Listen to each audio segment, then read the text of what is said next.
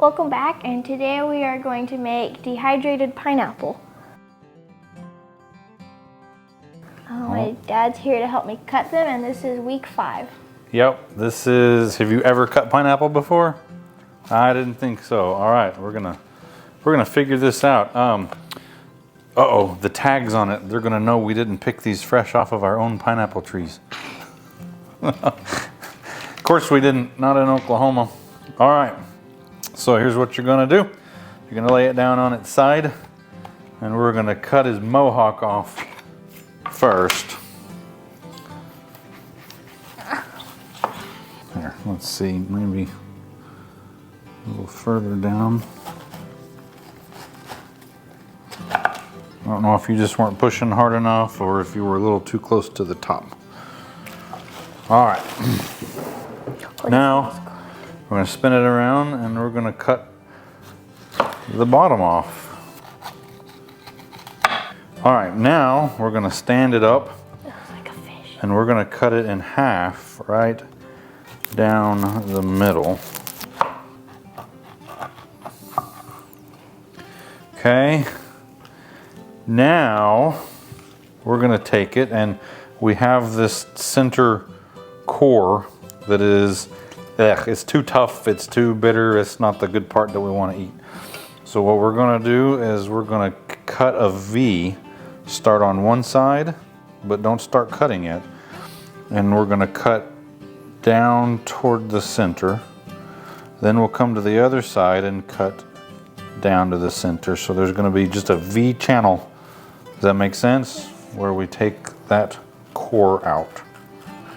And if you cut all the way through and cut your pineapple in half here, that's okay, because we're going to cut it in half anyway, but it's not necessary to just get that core out. That smells good. It does smell good, doesn't it? A good ripe pineapple has a nice sweet smell to it. And go ahead and get your other one out. We have 4 quarters, and the core is already gone. Now we're going to take the part that we have left. Don't cut all the way through it. We want to leave the skin on for this part. Right in the middle, cut right down the center. We're going to cut the pieces out instead of slicing this into rings. And so these are going to make our pieces smaller. Because we're dehydrating, the smaller pieces will dehydrate better, faster. So yeah, do just like that. Going through, except leave it attached at the skin. Got it? Yeah.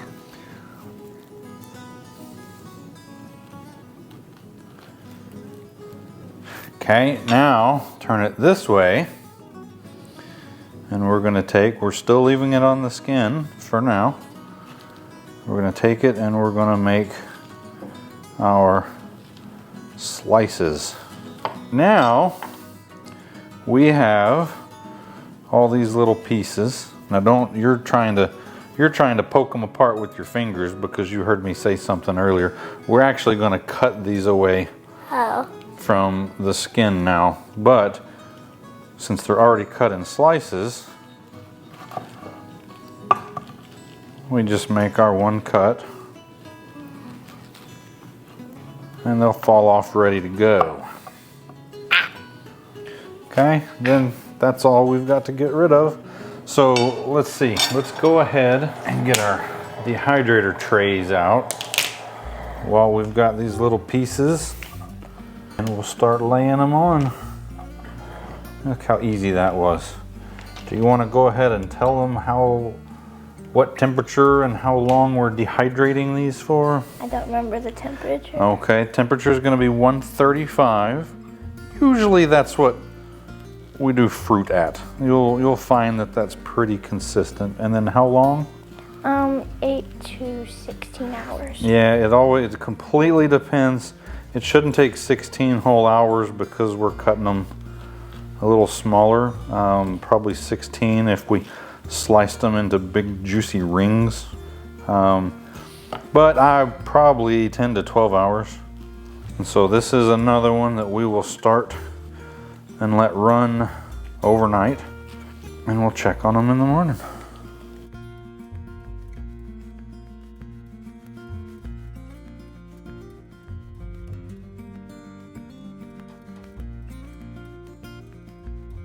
We want them to have a little bit of room in between the pieces so the air can circulate around.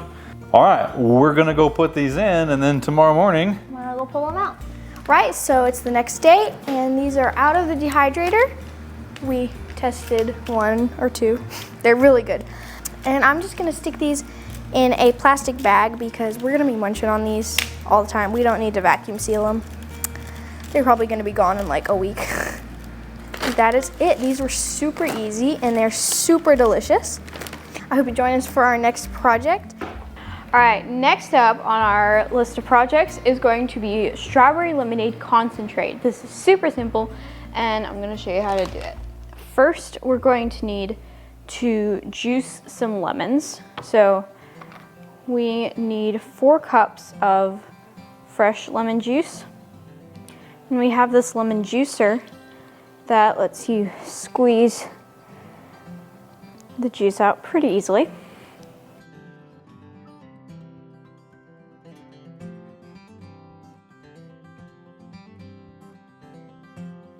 Okay, so now that we have our 4 cups of lemon juice, we need 6 cups of strawberries. So I'm gonna put these in here.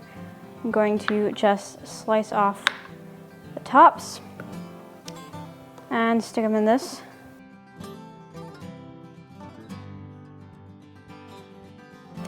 All right, next we're going to be pureeing these strawberries.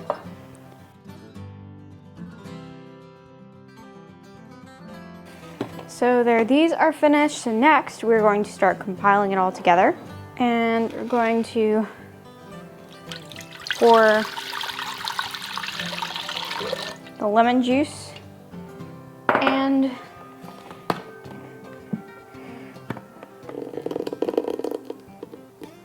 strawberry here.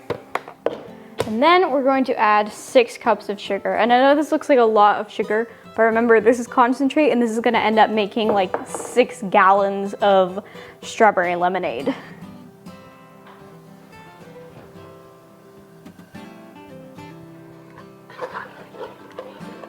All right, so next up, you're going to take this to the stove and heat it up until it reaches 190 degrees Fahrenheit. You don't want it to boil, you want it to get to just that, and then you can take it off, and after that, we're going to be putting this in jars and canning it. So super easy, and I'll see you back then. Okay, next we have this heated up, and all we have to do is pour them into jars. So this is the super easy part. And for these, you want 1/2 inch of headspace in the jars. All right, next we're going to wipe the rims of these jars. And we're just going to put the lid on. You want to screw this on finger tight and then a 1/4 inch turn.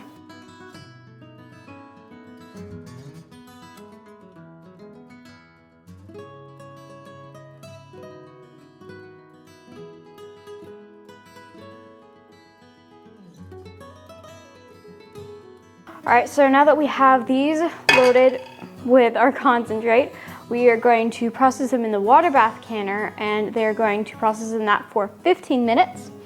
And then we will be done. And when you are making this back into a large batch of lemonade, you're gonna take one of this and you have 1 part concentrate to 3 parts water. So for every jar of this, you then put 3 jars of water in and mix up a batch. So for today's canning recipe, we are gonna actually be making canned baked beans, which is going to be super exciting. But before I get into that, I just wanted to send a shout out and thank y'all so much. Last night we hit 10,000 subscribers, and it was a really exciting milestone for us, and we are so thankful for each and every one of y'all that has subscribed and that watches and likes and shares our content. Every single view, like, subscription, it all really makes a difference to our little family, and we're really thankful for you. So let's go ahead and get started with this. The first thing you need is navy beans. Now, I had no idea baked beans came from navy beans, but now I do. So you need 2 pounds of navy beans. Now, we soaked these overnight. All you have to do is put your beans in a bowl or something and cover them with cool water and let them set overnight. Super easy. So these have been soaked and drained. And now I'm gonna put them in this pot. The next step is equally as easy. We're going to bring these to a boil for about 45 minutes or so. So what we want is for these beans to get tender and sometimes they'll start to split. That's what you're looking for. So we're gonna go get these on the stove, boil them for 45 minutes, and see you back here in just a second. Okay, our beans are cooked. They're nice and tender. They're split and ready to go. So what I'm gonna do is, the first thing to do these beans, you want them to caramelize and get a flavor. If you were just canning beans, this is where you would can them. However, we want those nice, sweet, caramelized baked beans. So we're gonna make those in the oven first before we can them. So if you have a Dutch oven, this works really well because you can lock in, it seals up, and it locks in that moisture and helps caramelize these. So what I'm gonna do is just put all these ingredients into this pan. So first of all, we have our 2 pounds of cooked navy beans. So next we have uncured bacon, and I have gone ahead and chopped this and cooked it. That gives it a little more flavor in here. And then we wanna go ahead and we have 3 large onions. Now I wanna show you something while I have my onions out. So y'all know I love Azure Standard, especially for their produce. I love their onions, they're amazing. But for our canning projects, I had to go to the store and grab some onions because I was running out of my Azure onions, but I just wanted to show you like the difference in size in these. I don't know if you can see, it's a pretty massive size difference. These Azure onions are just, I don't know, just in case you were wondering how the Azure onions stacked up. So much bigger and more flavorful. And if you have no idea what I'm talking about, you can check out one of our Azure haul videos. I'll put the link down below, but that's where we get a lot of our pantry staples and produce items. They're a fantastic store. You order once a month and they drop at a local location and you go pick up your order. Anyway, it's really neat. But in case you're wondering, there's the size difference. So I'm gonna go ahead and I'm gonna dice these 3 onions and we'll get them in this pot.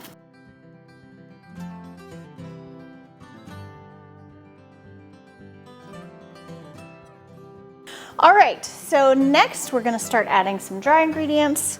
We want 2/3 of a cup of brown sugar, 2/3 of a cup of molasses, 2 teaspoons of dried mustard powder,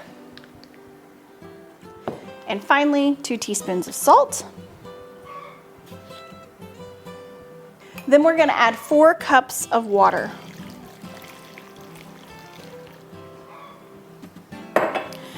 And we want to stir this up and make sure it is nice and well mixed. And that's everything that goes in this. We are going to put the lid on top of this and then bake it at 300 degrees for about 3 hours. I'll see you back when it's done. Now we're out of the oven. Let's open it up and see what it looks like. That looks delicious. All right, so I realized that the microphone wasn't on when I was recording this, but what we're gonna do is we are gonna can these into pint jars. We wanna leave 1 inch of head space. So I have some extra jars over there that I'm gonna end up having to use because eventually this is going to can 8 pints. Now, I'm gonna make sure I get all the bubbles out of this and that it's setting down. And then I'm gonna take a kettle of boiling water and fill these up to where they are right at 1 inch of headspace. They are really close, really, really close. So I'm not gonna have to use much water at all. Now that those are all full, I'm gonna wipe the rims and get my lids on. And for the lids, we're gonna put the lid down. We're gonna twist the ring finger tight and then just a quarter turn more.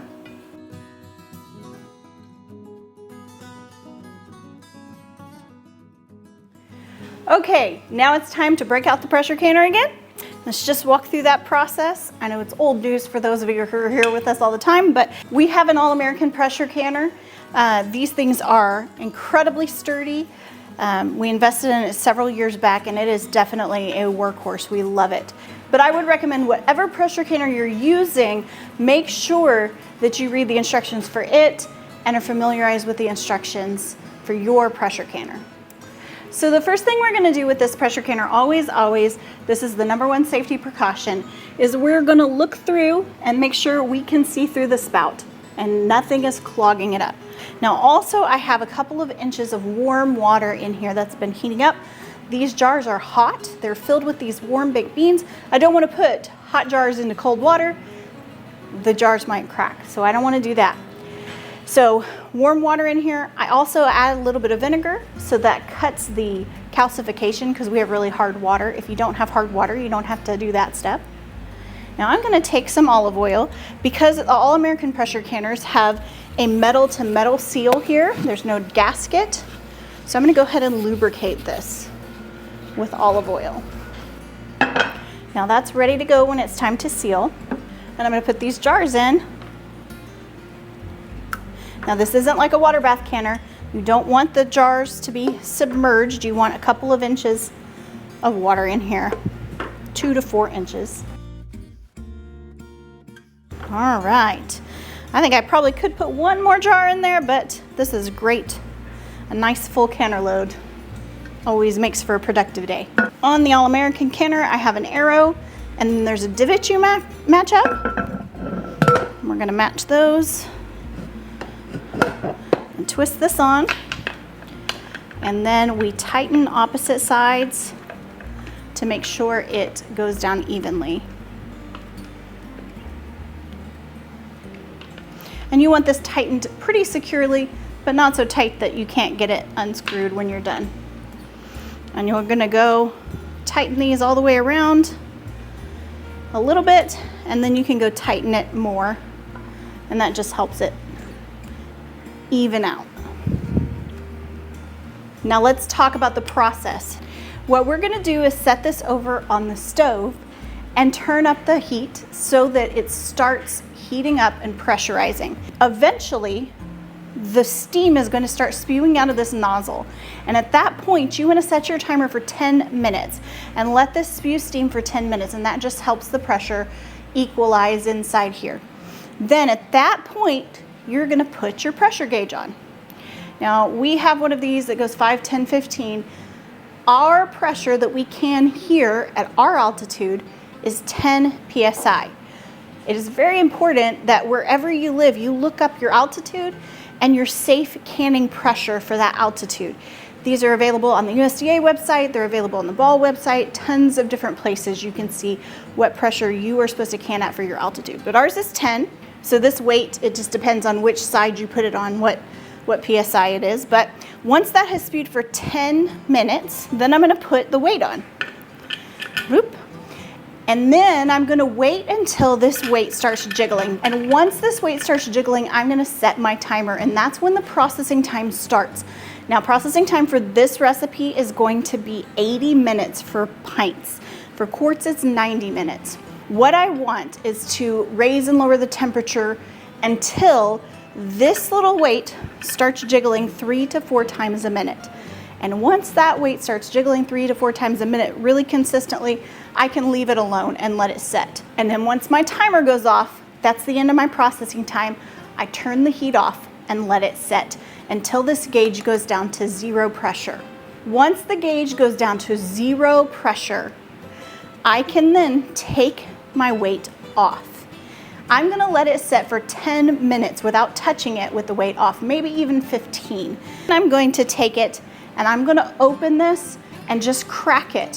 One of the ladies in our comment section recommended this, and since I have been doing this the past couple of weeks, I've had far less issues with siphoning because it regulates the temperature even more. There's not such a drastic shift. But after you take that off and let it set for 10 or 15 minutes, you're going to open the pressure canner just slightly, just crack the edge of it and I stuck this glove like in the edge so it could set and just vent out a little bit at a time.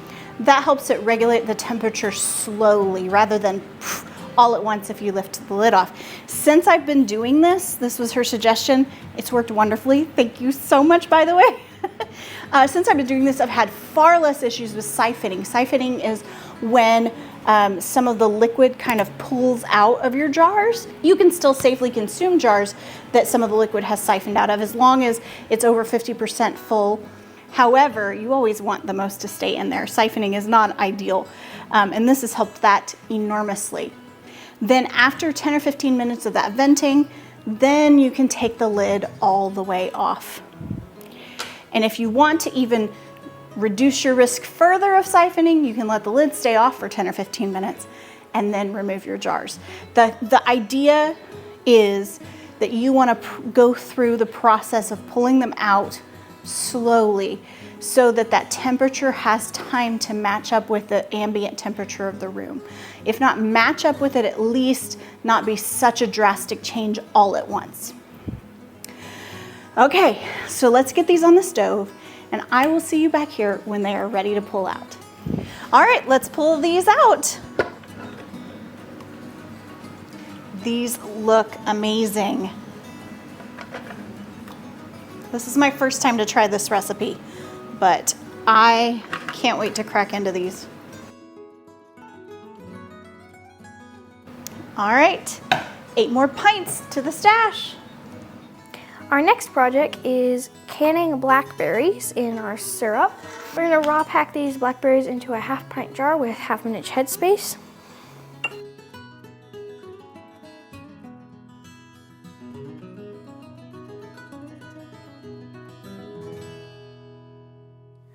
All right, so our light syrup is off of the stove. It has 3/4 cup of sugar in it and 6.5 cups of water. And we brought that to a boil until all the sugar dissolved.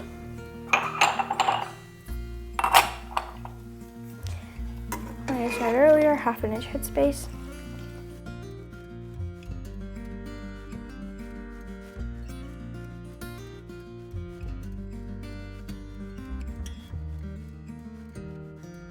So now that I've filled these up with my syrup, we're going to wipe the rims. We're going to screw the lids on finger tight and just a bit more. The processing time for these is 15 minutes, which means we will set these in the water bath canner until it starts to boil. It will sit boiling for 15 minutes, and then we'll let it sit off the heat for 15 minutes to let it cool, and then we'll take these out. See you when they're done. Microphone test. All right, so these are out and they look really good.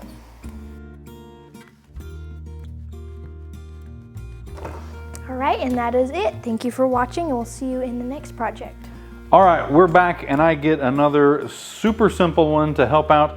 One of the things that we like to do is have fajita night. And so we'll just get meat, steak, chicken, either one, maybe from Butcher Box, and having some ready to go veggie packs to just throw in the skillet, pull right out of the freezer, and always have them on hand. Makes that a quick and easy dinner. And so we're going to slice up some onions and bell peppers. We're going to vacuum seal them, and they're going to go straight into the freezer. Now for our family of 4, 1 good size onion and 3 bell peppers usually is plenty for us. Of course, we'll have some other things, maybe chips and fresh salsa, things like that. But for tonight, we're just going to get onions and bell peppers into these bags. Now, while I'm slicing these up, kind of talk about what we're doing.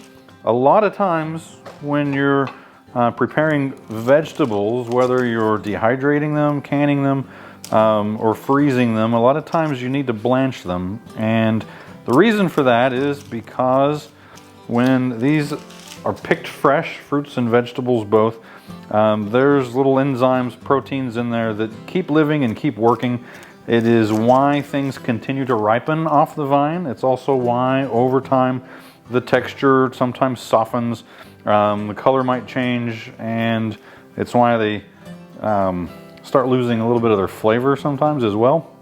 And it just so happens with peppers and onions, the rate at which those enzymes are busy doing their thing is just much lower than everything else. So blanching slows that activity down. We don't have to slow that down when we're doing peppers and onions because it's just already really slow. So this is going to be a super simple quick freeze, and these will be ready for us to eat. Let me just get these chopped up here and then we'll get them bagged.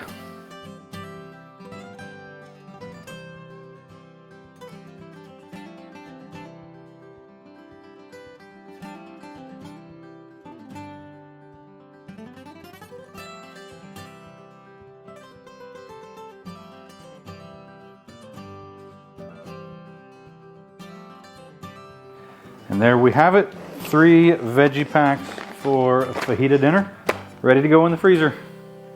All right, last 2 projects of the month, and Taylor and I are gonna tag team and do these together today because they go together. We're gonna be doing shredded chicken and canning it, and then we are going to can chicken broth. So I'm gonna get this chicken going this morning. Makayla and Lance are on the road right now. They should be back soon. They went to go pick up a bunny. We're having bunny drama in the land of Huntsman Bunny World. But I'm sure we'll talk about that in an actual bunny video. But she's joyful to bring home a bunny, and hopefully coming soon, we will have baby bunnies and some super cute bunny videos. So, but I'm sure, like I said, I'm sure they will make a video about that so you can meet Cookie, I think is his name. We'll see. But that's where they are today. I don't know if they'll be back before the end of the video, but if they are, we'll make them come on and say hi. Okay, so I'm gonna do this in the Instapot, and it's gonna cut our time a lot. If I had a bunch of chickens to do and was gonna do this a mass canning day, which sometimes I do, and if you've watched some of our videos, a lot of times we'll do a lot of broth at once. I save chicken carcasses up for a few months and then I'll do them all at once. And when I do that, I use my big red roaster. But because I only have one, the fastest way to do one chicken is going to be in your Instapot, if you have an Instapot, because this is a pressure cooker. Now, this is not the same as the pressure canner. It doesn't get as hot, but this one is a pressure cooker, so it will cook quickly. And so what I want to do is I want to add a little bit of water to the bottom. You need at least a 1/4 inch of water on the bottom of the Instapot for it to work well. It uses the pressure from that water and steam to build up that heat. And then I'm gonna take this whole chicken. This is so easy, easy. And I'm gonna put this in the Instapot. And my hands are nice and clean. So if I was making this to roast this chicken, I would put it up on a trivet, I would keep it dry, I would put seasonings on this, but I'm not trying to roast this to have as a meal today. I want to shred this chicken and can it. And I don't want to season it because I don't know what I'm going to put it in. So I'm just going to put it in there. I might put a little bit of salt in there if I feel like it, but I'm not today because I'm just not. So what we're going to do, it really is this easy. We're going to turn this on to pressure cook, and I'm gonna put it on for about 30 minutes and hit start.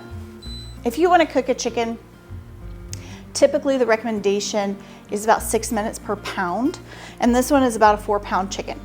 However, I wanna cook mine a little more because I want it just falling off the bone and easy to shred. And so I think just doing it at 30 minutes will be fine.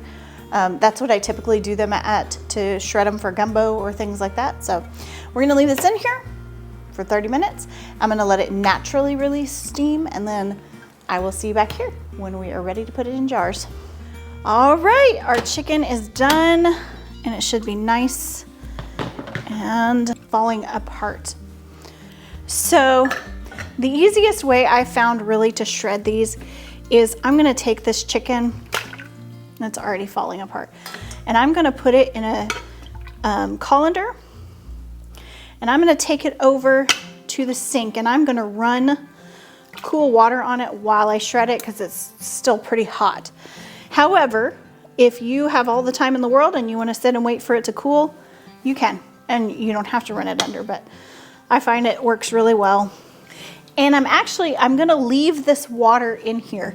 There's some water on the bottom that we put into pressure can, and I'm gonna leave that in there because it is nice, flavorful chicken water now, and that can be the start of the stock that Taylor makes. So I'm gonna shred this and be right back with my shredded chicken. I'm gonna take all of my extra pieces, the gooey skin and the bones and everything I'm not using for my shredded chicken, and I'm gonna dump it back in here. So I'll be right back. All right, so now I have a nice bowl of shredded chicken, and I've got some bones that I'm gonna put back in here for Taylor. And while I've been doing all this, I have some water that I've set to boil over here on the stove. So now I'm just gonna pack this into jars, and I wanna leave 1 inch of headspace here.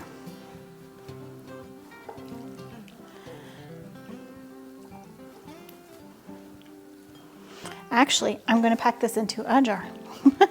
It looks like, that's okay.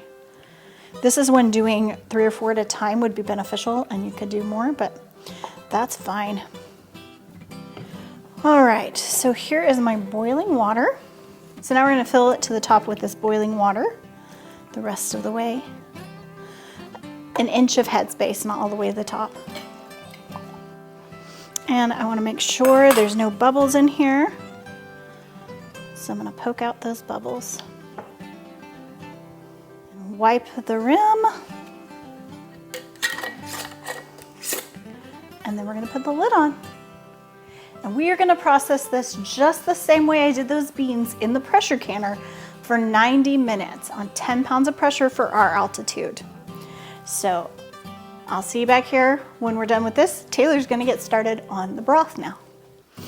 All right, so for the next part of this, we are going to be turning the rest of this chicken into chicken broth. So the rest of this is still in the Instant Pot with the chicken and the liquid still all in here from when Mom was working on her shredded chicken, and now we're going to use that to make broth.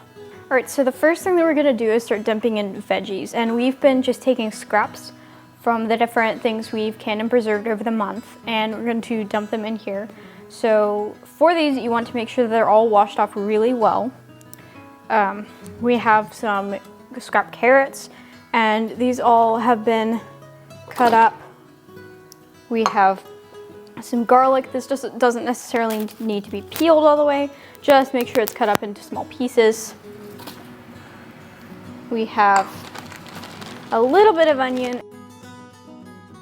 Then we have some leftover celery. And you can use more or less of any of these vegetables. These are just the scraps that we had on hand. Right, then we're going to add a couple of tablespoons of salt.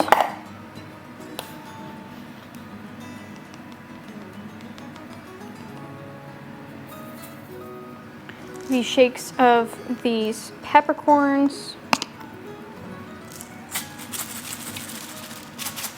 And a bay leaf. All right, next we're going to be filling this up with warm water.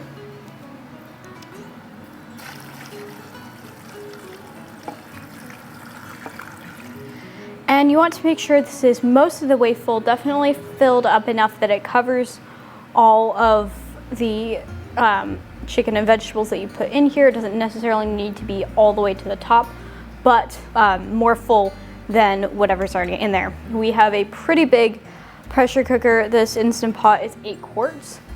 You may be able to fit different amounts of things based on what you have.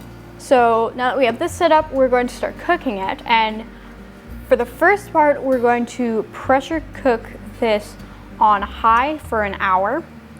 After that, we're going to pressure cook it on low for another hour.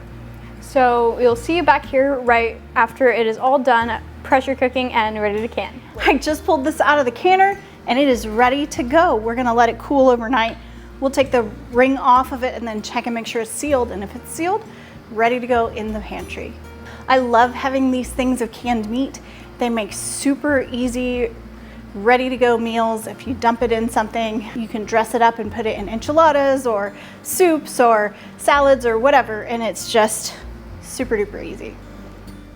All right, so we are going to start straining this out.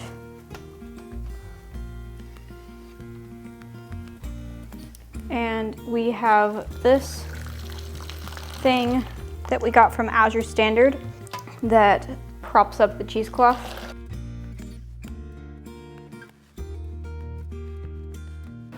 Right then, with this filled up, we are going to take and start putting it in jars. We still have more left inside of the Instant Pot, but this will just make it a little more efficient. And for these, we are leaving an inch of headspace. So that is about the size of the rims of these jars.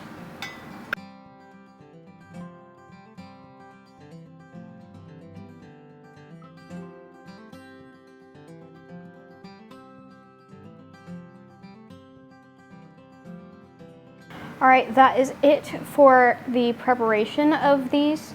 So we're going to wipe the rims and then we can screw the lids on.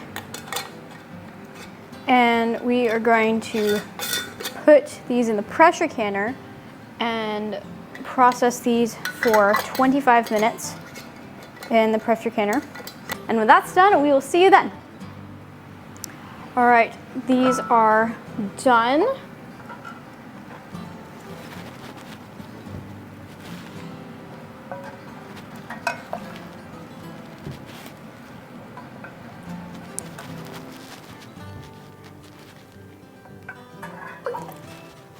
And now we have 4 jars of canned chicken broth.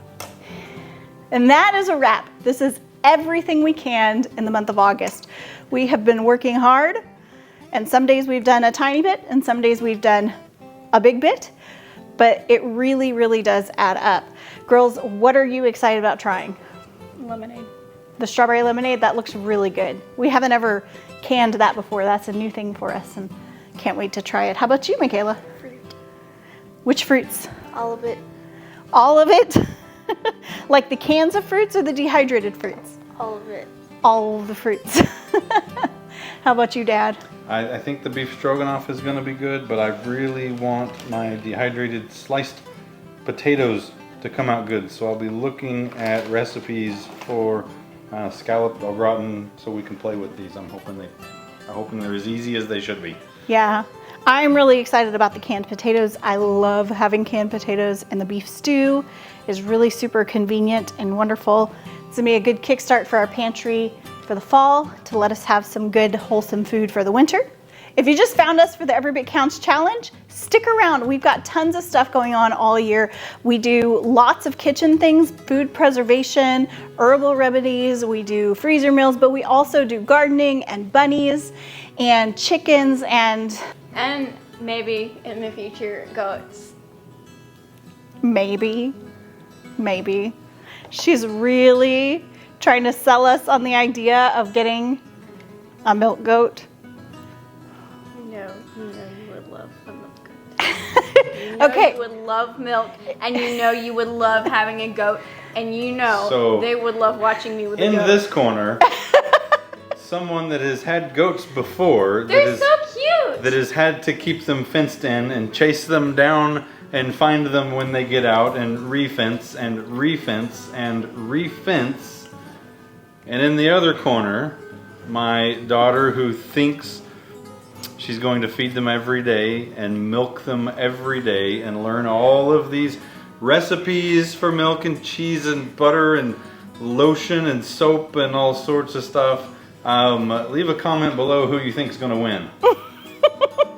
Should Taylor get milk goats or should she not? Tell us all of your fun milk goat stories. So anyway, we've got a lot of super fun content planned. We would love for you to stick around. We'd also really love to hear what you've been canning, how much you accomplished during the Every Bit Counts challenge, and what your favorite parts of it were, and what was really challenging for you. Leave all those down in the comments. Y'all have a wonderful week.